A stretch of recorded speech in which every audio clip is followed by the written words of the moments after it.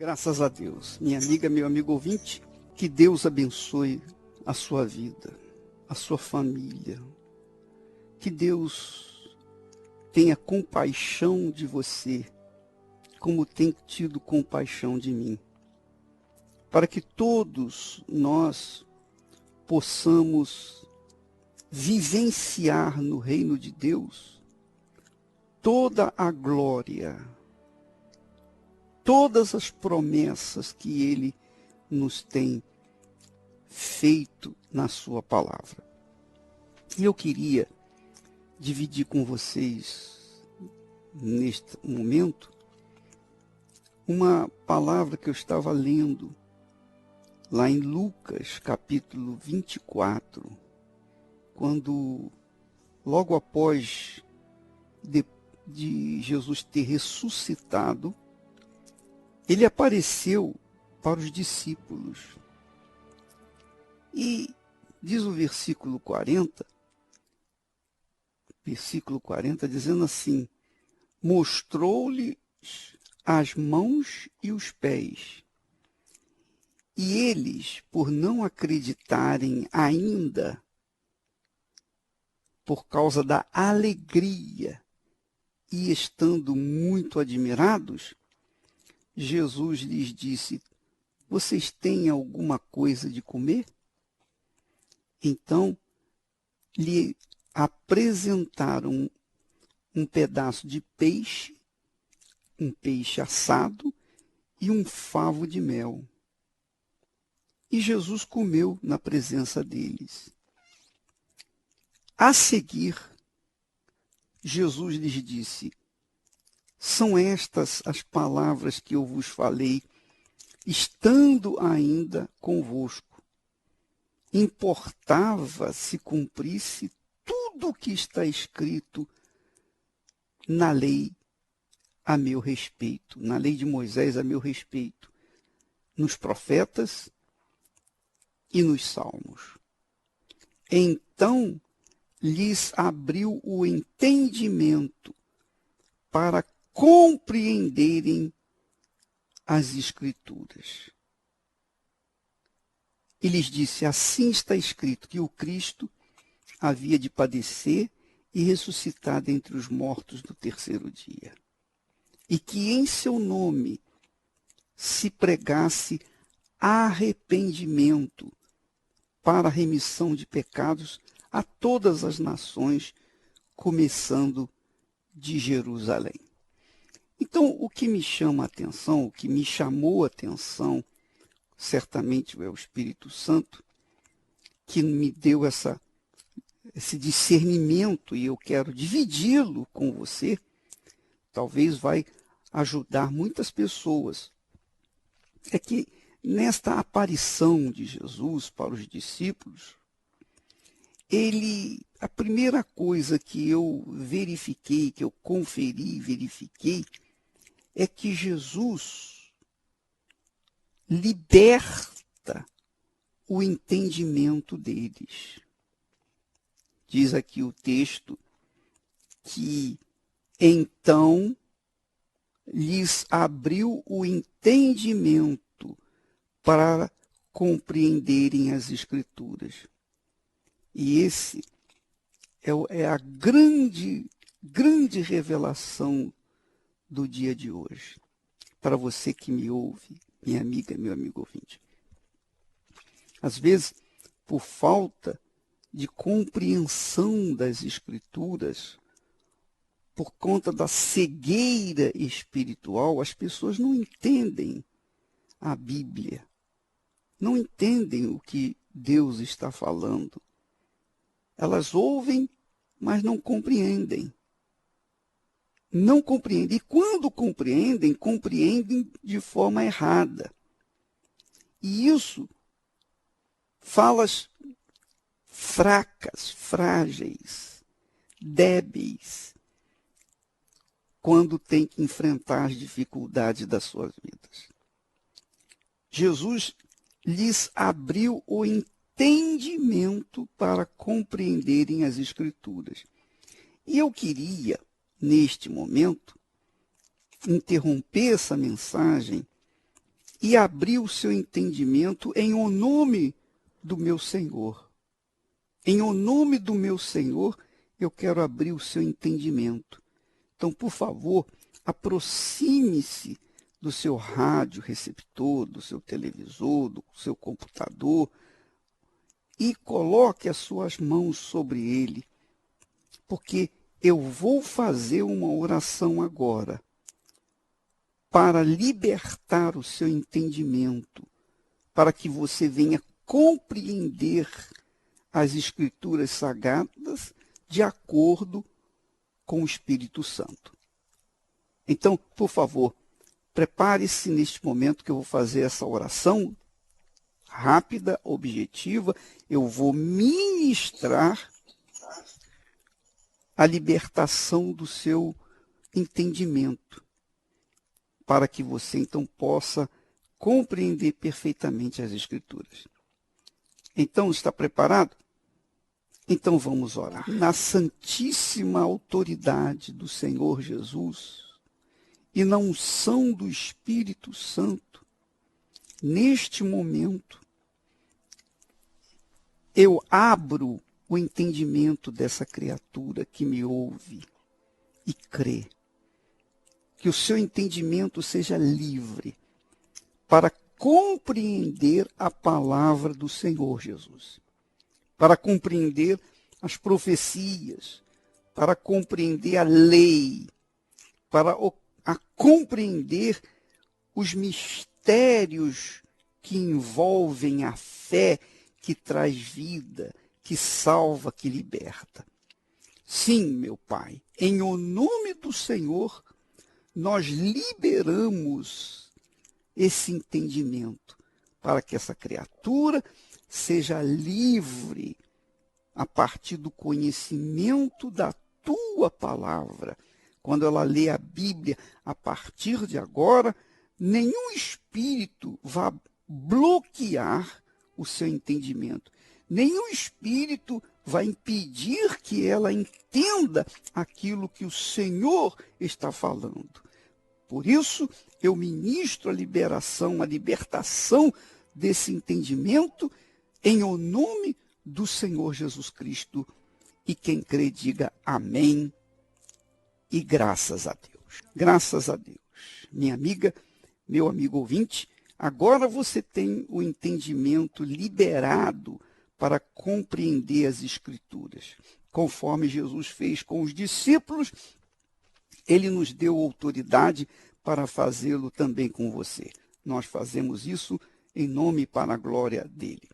Agora, eu queria que você entendesse o seguinte: logo após Jesus ter falado, ter ministrado a liberação do entendimento daqueles discípulos, apóstolos, ele manda que os discípulos preguem arrependimento para o perdão de pecados.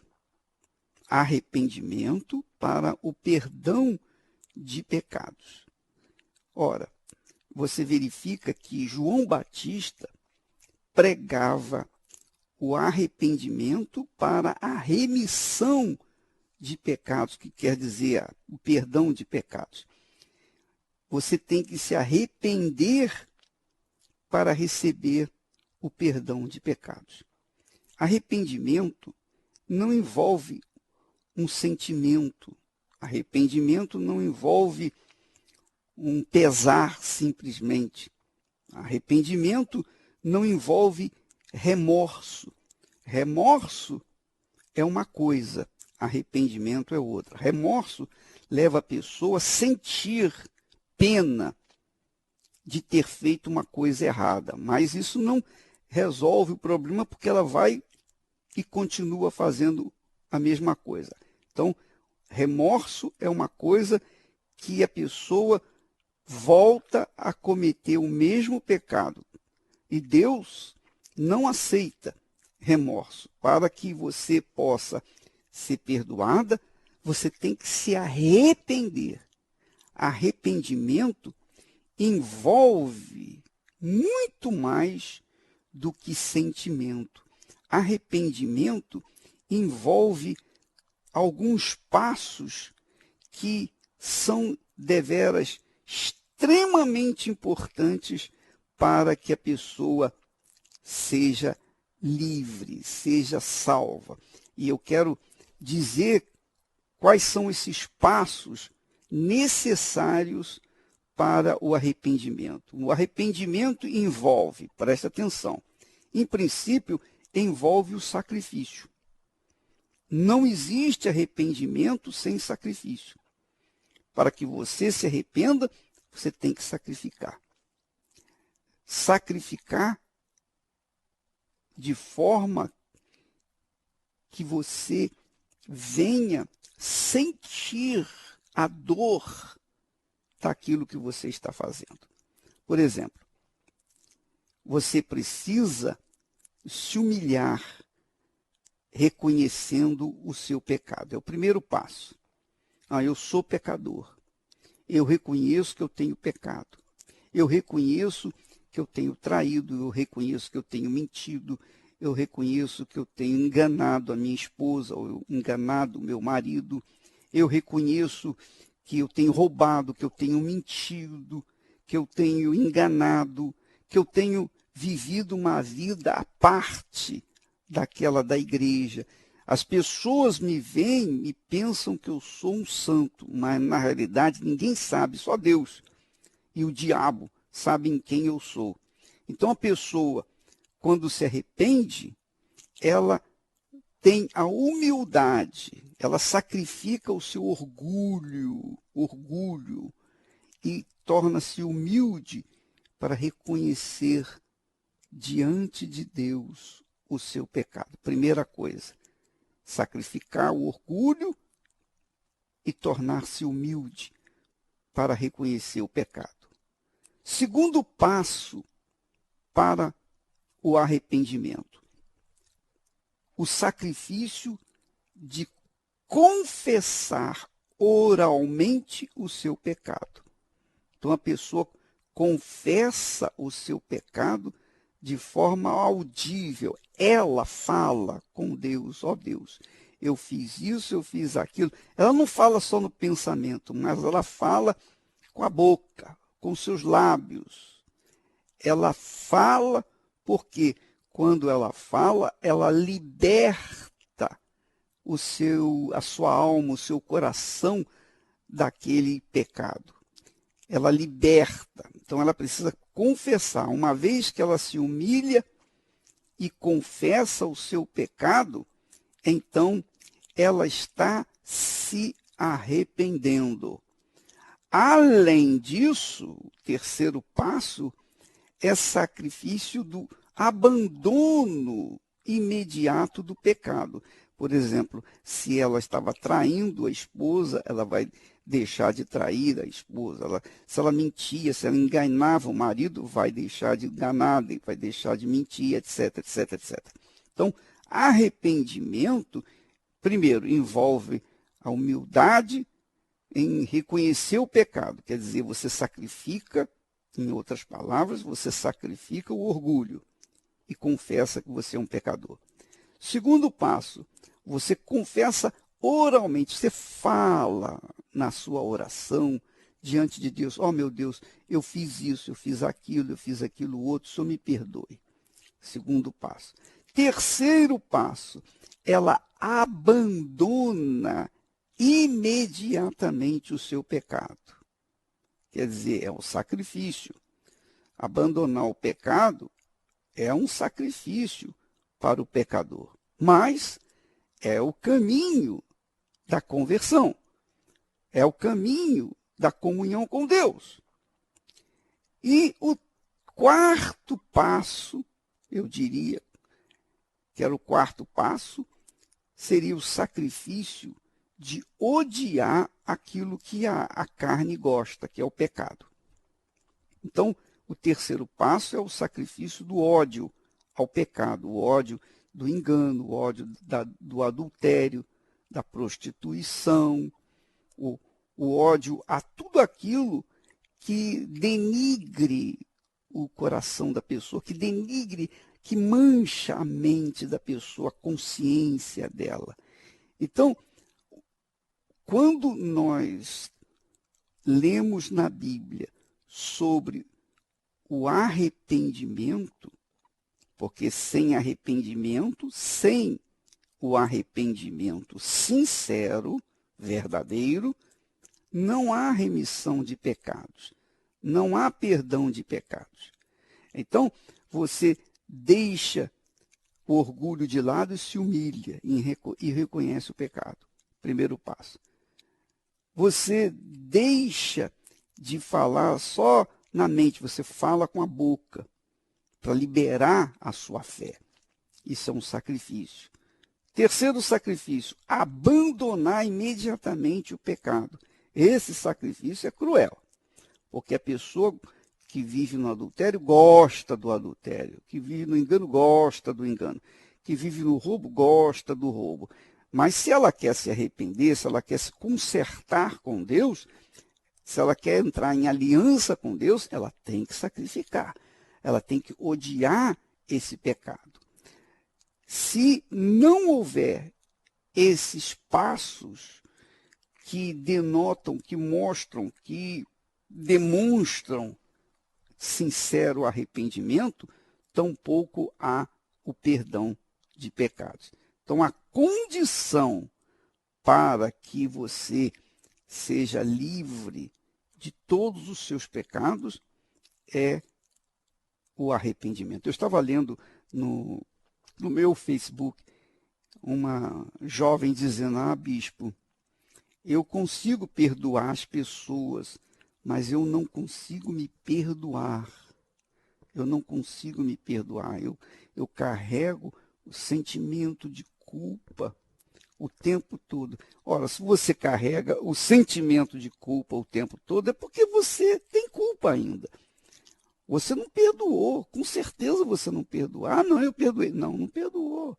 Quando a pessoa perdoa, ela fica livre. Não tem como ela carregar, ela não perdoar a si mesma. Ela perdoa os outros, não vai perdoar a si própria. Não, ela perdoa os outros, ela automaticamente se perdoa. Porque quando você manifesta fé para perdoar uma pessoa, você manifestou a misericórdia para com essa pessoa. Obviamente, se você manifestou misericórdia para com aquela pessoa, perdoando, então você automaticamente fica livre. É imediato, é toma lá da cá. Não tem mistério isso. Essa é a realidade. Então, se você não se perdoou, é porque você tem culpa. Você continua com o pecado aí dentro de si. Não houve um arrependimento. Então, você tem que arrepender-se, se livrar dessa situação para que você seja livre.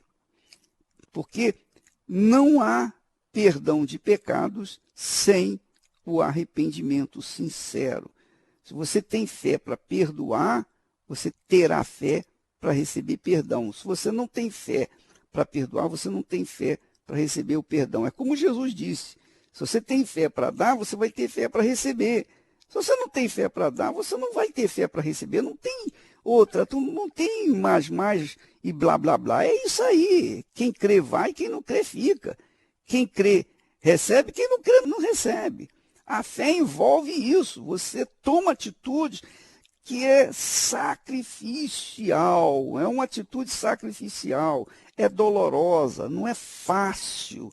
Ninguém disse que é fácil. Jesus não disse que o caminho dele era fácil, que a porta era larga. Muito pelo contrário, ele disse: olha, larga é a porta que conduz à perdição. E são muitos os que entram por ele. Então, o caminho da salvação da alma, o caminho da comunhão com Deus é muito apertado, é muito difícil, é a coisa mais difícil que existe na face da terra. É o mais difícil. Porém, não é impossível, desde que a pessoa manifeste o querer e esteja disposta a pagar o preço, a sacrificar. Porque o arrependimento envolve renúncia do ego, renúncia do orgulho, sabe? A pessoa ainda carrega aquele sentimento orgulhoso que pensa que é alguma coisa. Então, ela tem que martirizar esse orgulho, ela tem que ser quebrantada. Aliás, Deus permite que nós passemos por problemas para quebrantar o nosso orgulho, porque às vezes a gente pensa que é alguma coisa, às vezes a gente pensa que está de pé. Paulo falou, aquele que está de pé, veja para que não caia. Então, às vezes, a pessoa bate no peito e anda com o peito como de pombo. E você sabe, orgulho e orgulho e orgulho. Então, você tem que sacrificar o orgulho e manifestar a humildade. Realmente, eu tenho sido orgulhoso, realmente eu tenho sido assim, assado, etc. Então, a pessoa reconhece o seu orgulho e confessa. Depois de confessar oralmente, ele ou ela abandona aquele orgulho e vive na humildade. Depois de ter abandonado o pecado, ela odeia aquele sentimento ou aquela maneira de ser orgulhosa. Então, minha amiga, meu amigo ouvinte, tem pessoas que têm orgulho de serem santas. É muito forte isso, né? Tem gente que... Eu já ouvi até alguém falar assim, eu tenho orgulho de ser humilde. Eu nunca vi isso, meu Deus do céu. Como é que vai ter orgulho de ser humilde? Se tem orgulho, não tem humildade. É muito forte isso. Aliás, Jó foi uma dessas criaturas. Ele era um homem íntegro, reto, temente a Deus e que se desviava do mal. E o próprio Deus o honrou na cara do diabo. Mas Jó não conhecia Deus, ele se achava, e Deus permitiu que o diabo fizesse o que fez com Jó, para que Jó aprendesse a humildade, a simplicidade. Olha, eu não sou nada, eu sou um zero à esquerda, ou um monte de zero à esquerda. Essa é a realidade. Então, muitas pessoas não recebem o Espírito Santo, não é porque elas não têm fé, não, elas têm fé, só que a fé é bloqueada pelo orgulho, o orgulho de ser santo, o orgulho de achar que merece. Não, eu já fiz o jejum de Daniel, tenho feito jejum, inclusive eu somei ao jejum mental, ao jejum físico, que eu deixo de comer a certas horas e tal, e tal, e tal. Quer dizer, então não está errado isso. O que está errado é a pessoa achar que ela está em condições, que ela tem condições. Olha, eu estou aqui porque eu tenho condições. Isso aí fica difícil. Aí fica difícil para a ação do Espírito Santo, porque ele sabe que nós somos um monte de barro, nada além do que barro. O apóstolo Paulo fala que nós temos um tesouro, quer dizer, aqueles que têm, né? Um tesouro em vasos de barro. Então, por exemplo, o Espírito Santo está nesse vaso de barro que sou eu. Eu sou um vaso de barro. Outro dia eu falei, ele falou, bispo, só acha que alguma coisa e tal, tal, tal, tal. Eu falei, não, meu cara, eu me considero, digamos assim, o pau do galinheiro pela manhã. Você sabe que o pau de galinheiro de manhã é todo sujo, né? Todo sujo. Fica as galinhas ali a noite toda e tal, você sabe como é que é.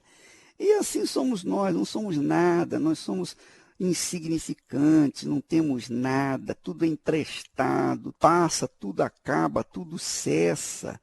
E somente aqueles que vivem pela fé herdarão o reino de Deus, viverão na presença de Deus. Portanto, que Deus abra o seu entendimento para compreender que você não é nada. Então não vale a pena você carregar dentro de si aquele sentimento de que você é uma coisa, que você vale isso, que você é melhor do que o fulano, que Beltrano, que você tem condições de julgar o outro, que você tem condições de achar-se superior a outra pessoa. Que nada, nós não somos nada, minha amiga, meu amigo ouvinte. Para que nós possamos receber o Espírito de Deus, a gente tem que estar, digamos, se arrastando aos pés do nosso Senhor Jesus e reconhecer que nós não somos nada.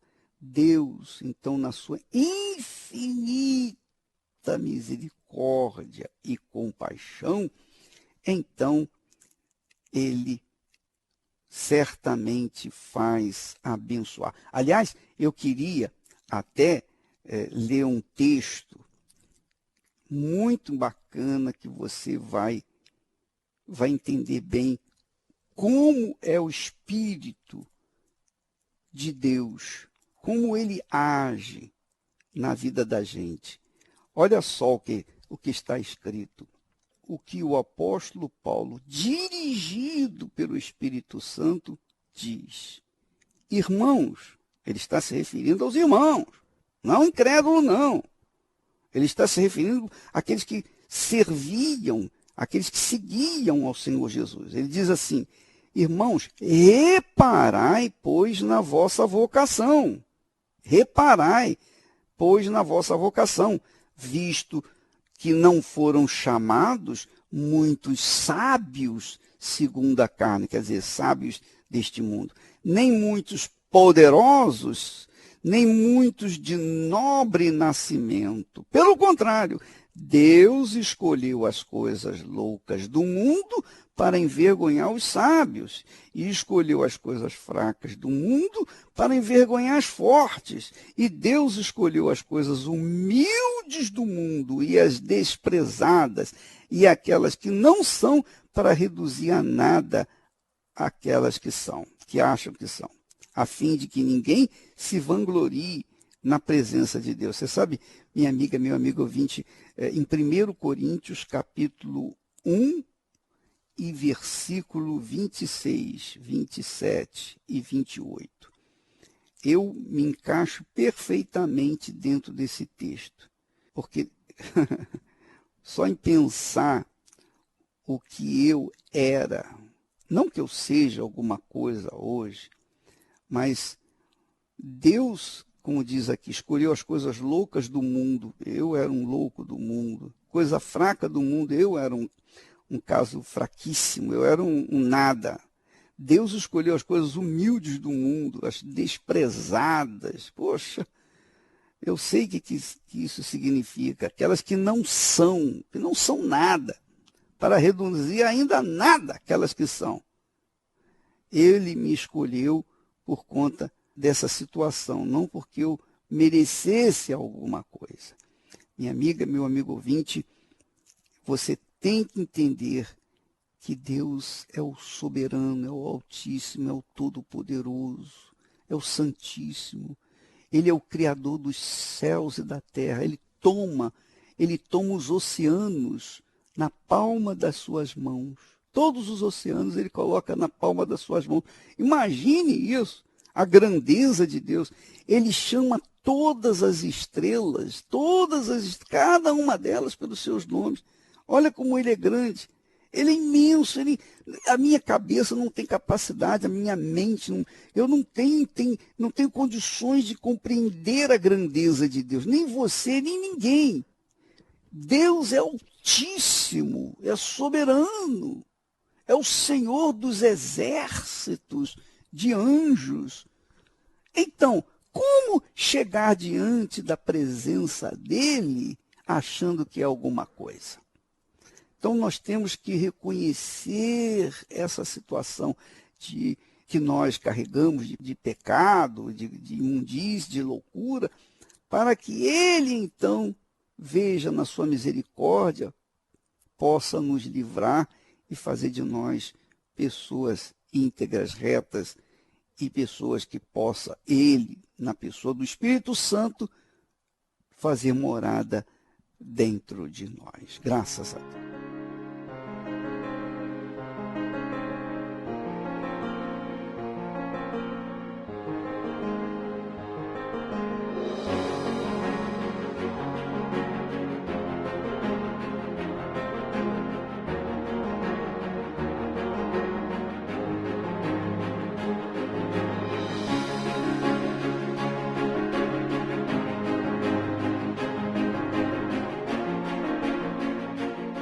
Graças a Deus. Minha amiga, meu amigo ouvinte, ficamos por aqui e amanhã estaremos de volta neste horário, nesta emissora. Que Deus abençoe a todos e até amanhã em nome do Senhor Jesus.